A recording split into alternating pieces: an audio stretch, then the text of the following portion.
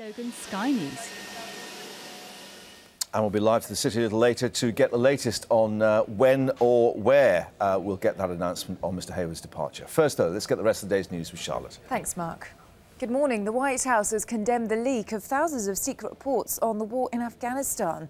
More than 90,000 reports have been posted online via the website WikiLeaks. 2009. The snooker legend Alex "Hurricane" Higgins died from a lack of nourishment, according to his friend and fellow player Jimmy White. In an exclusive interview with the Daily Mirror, White says that the two-time world champion had virtually stopped eating because he had no teeth. A book of condolence will open today for the Northern Irishman at Belfast City Hall.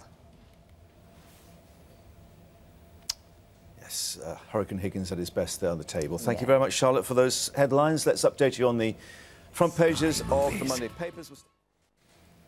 Very good morning. You're watching Sunrise this Monday morning with me, Mark Longhurst, live through until 9 o'clock. Still to come, Sam's with us, editor of Heat magazine for the papers. Good morning. Welcome. Charlotte will update us to the rest of the headlines.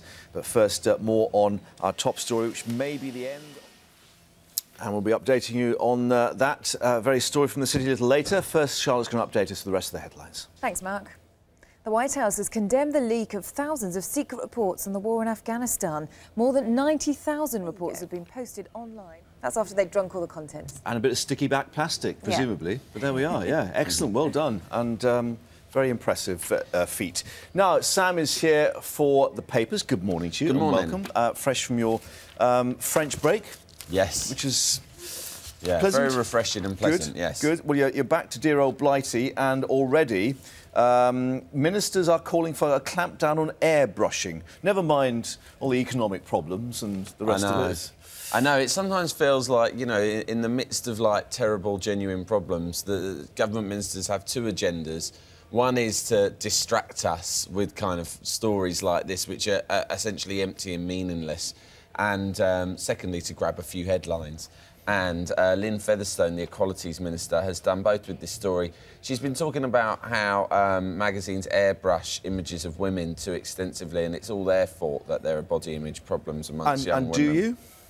Heat magazine never airbrushes. Right. The point of Heat magazine is to do the opposite of that and show celebrity women as they really are, in order to show to our young female readers the reality, you know, and that actually perfection does not exist even amongst the... Sometimes to poke fun when they're perhaps not at their best, dare we say? Well, never with regards... We'll never poke fun at someone's weight, but we may poke fun at a wardrobe malfunction, for instance. Right. But we're very careful not to ever mock anyone on the basis of their weight. But what we do show is pictures of them as they are, in order to do the exact opposite of what this Minister Lynn Featherstone is complaining about. And that's quite nice, though, isn't it? Because it makes you see them as more human when you see that they, you know, all the celebrities have got faults as well. That's absolutely it, and that their weights often fluctuate, just like for many of our readers. So it's to show young women partly that, you know, the celebrities are not perfect, and that is not there is not some kind of ideal that you should be aspiring to, because all women and all men have the same issues when it comes to their weight and their body image. And there is a code of conduct that you've got to sort of apply to yourselves as well. Absolutely, absolutely. OK, well, on the same theme, we've got this announcement from Marks & Spencer. They're selling what they call plus-size school uniforms for the bigger toddler. Yeah, it's absolutely amazing. It says 27% of entrants to primary school now are overweight or even obese. So M&S have actually launched this range. It's for, I think it's for 4-year-olds up to 16-year-olds. They say they've had 16-year-olds needing 41-inch waist trousers. It's absolutely remarkable. And trousers for 4-year-olds with 23-inch waists, which is the standard waist size for an 8-year-old. So you've got 4-year-olds the size of 8-year-olds, and you've got 16-year-olds the size of, I don't know, Mr. Creosote. But is it because they are overweight or because they're getting bigger? Because the other thing is, if you look at a primary school or a junior school class, I mean, kids actually grow at different rates, and there's some that suddenly shoot up and have to wear sort of adult clothes, and others that, you know, remain titches till they're... I think to a degree that could be right, and we could just be looking, yes, in a way, at Darwinism at work here. However, a 41-inch waist as surely, even if you follow Darwinism to the letter, has skipped a few stages of evolution. That's a big lad in anyone's terms. It is. Otherwise, they could go up to the next age range up, couldn't they? Absolutely. But this is actually saying, do you know what, you can't go up to the next age range. It's the waist size that they're expanding outwards rather than upwards. That's the the problem. And I would say that, you know, as a parent, you kind of read all these reports about problems with child's health, but I think, you know, when a national institution like M&S is stocking 41-inch waist trousers for a 16-year-old, I think that's the wake-up call any parent should need, especially if you're the one reaching for it. If you actually find yourself buying plus-size clothes for your child at M&S... And we did have a couple of emails from people pointing out why then are M&S leaving chocolate and sweets on the checkouts... By the tills. By the tills. I don't think it's M&S's responsibility to not stock fattening foods, though, surely. But it does kind of normalise the plus sizes, doesn't it? If someone like M&S starts to stock them, then don't people think, oh, well, I can get it at my local shop, so it's fine. OK, on to Anna and the agents joining Putin for a spies sing-along. This is amazing. Not so secret. I love a Vladimir Putin story. I always look out for them on these Monday mornings, and sometimes they just, you know, they come like a gift. Vladimir Putin has revealed that he got together for a spy sing-along with the group of spies expelled from the US last month. And he got them all together and they had a little karaoke session. He says, yes, I met them. We talked about life. We sang, not karaoke, but to live music. They sang an old Russian historical song from What the Motherland Begins. Which whether they liked it or not. Whether they liked it or not, yeah. You can just imagine. It reminds me of CJ, the boss out of, you know, The Rise and Fall of... Reggie Perrin. Reggie Perrin. Yeah. He's kind of like an eccentric boss who gathers his staff around, or even like David Brent, and forces them to sing along them songs that there is no way they would have heard of. That's like morning assembly at work. Yeah. But of course he's a former spy himself, so he went on to explain the trials and tribulations of being a spy, and that's why it meant so much to him to bond with these guys. Whether or not they felt bonded on the same way after a rather embarrassing karaoke session, I don't know. I hope there's a recording of it somewhere to feature on YouTube. However, and you're going to tell us next time around where Anne Widdecombe is headed. Absolutely. Is it the Vatican or Strictly Come Dancing? Which well, I'll leave you guessing. Right, OK.